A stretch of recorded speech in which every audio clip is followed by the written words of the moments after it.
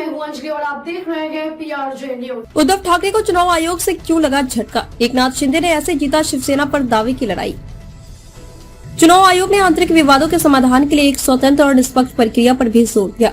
आयोग ने कहा कि इन प्रक्रियाओं में संशोधन करना कठिन होना चाहिए। महाराष्ट्र के पूर्व मुख्यमंत्री और शिवसेना संस्थापक बालासाहेब ठाकरे के बेटे उद्धव ठाकरे को शुक्रवार को चुनाव आयोग ने बड़ा झटका दिया। आयोग ने शिवसेना नाम और तीर कमान चुनाव पर एकनाथ शिंदे के दावे को स्वीकार कर लिया। अब शिंदे कैंप भी असली शिवसेना के नाम से जाना जाएगा।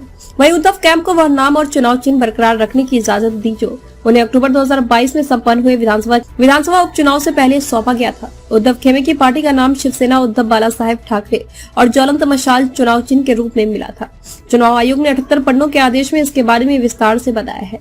3 सदस्यीय आयोग ने इसमें कई टिप्पणियां की है और पार्टी संविधान का परीक्षण और बहुमत का परीक्षण जैसे कई मुद्दों के बारे में विस्तार से बताया है। पार्टी संविधान के परीक्षण पर टिप्पणी करते हुए आयोग ने कहा है कि शिवसेना के संविधान में 2018 का संशोधन एक व्यक्ति पर विभिन्न संगठनात्मक नीतियां करने की व्यापक शक्तियां प्रदान करता है। यह अलोकतांत्रिक था। शिंदे गुट को क्यों मिला शिवसेना का नाम और सिंबल? आयोग ने कहा, संक्षेप में कहे तो पार्टी के संविधान में अध्यक्ष द्वारा निर्वाचक मंडल को नॉमिनेट करने की परिकल्पना की गई है। यह लोकतंत्र की भावना के खिलाफ है।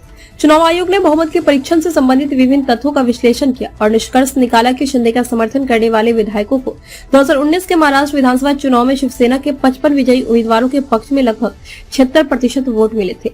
आयोग ने कहा कि शिवसेना के उद्धव के नेतृत्व वाले गुट को सिर्फ 23.5% वोट मिले थे।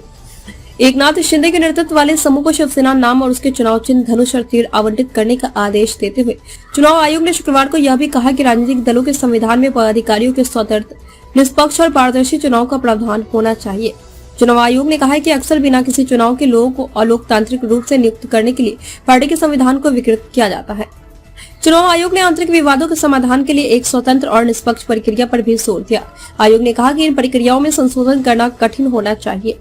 संगठनात्मक सदस्यों का बड़ा समर्थन सुनिश्चित करने के बाद ही संशोधन किया जाना चाहिए। खबरों में अब तक लिए बस इतना ही। मिलते हैं फिर ऐसी की बड़ी खबर के साथ। तब तक लिए नमस्कार और देखते रहिए PRJ न्यूज। अगर आपको वीडियो पसंद आई हो तो लाइक, कमेंट व शेयर करें और हमारी YouTube चैनल PRJ न्यूज को सब्सक्राइब कर बेल आइकन को प्रेस करें।